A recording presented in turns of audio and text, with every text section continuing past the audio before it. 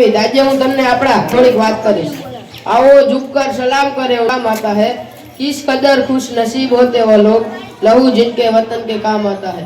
नमस्कार, हूँ परमार अमित। आज આપણે આપણા ભારત દેશના સાચા હીરો એવા વીર સૈનિકોના જીવન વિશે હું થોડીક વાત કરીશ। આપણે ખૂબ ભાગ્યશાળી છીએ કે આપણને ઘણા બધા ક્રાંતિકારીઓ મળ્યા, જેમ કે ભગતસિંહ, સુખદેવ, રાજગુરુ, ચંદ્રશેખર આઝાદ અને સુભાષચંદ્ર બોઝ જેવા। હું તમને એક આપણા હોકીના જાદુગર તરીકે ઓળખાતા એવા મેજર ધ્યાનચંદનો એક કિસ્સો સંભળાવું। એક વખત જર્મનીના હિટલરે મેજર ધ્યાનચંદને જર્મનીમાં બોલાવીને કહ્યું કે શું આપ્યું છે તને તારા દેશે?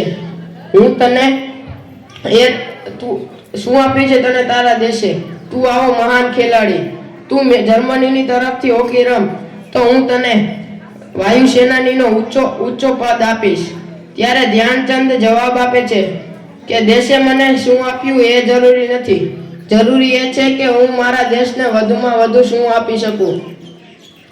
સાહેબ, આવા મહાન ખેલાડીઓને સલ્યુટ છે।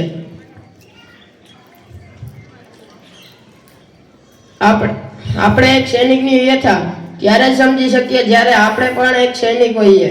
તો હું અને તમે આપણે એક ક્ષણ માટે માની લઈએ કે આપણે સૈનિક છીએ અને બોર્ડર ઉપર લડી રહ્યા છીએ, એક ઊંચી ટેકરી ઉપર કે જ્યાં -15 ડિગ્રી જેટલો તાપમાન હોય, અને આપણે કાલે ઘરે જવાનું છે।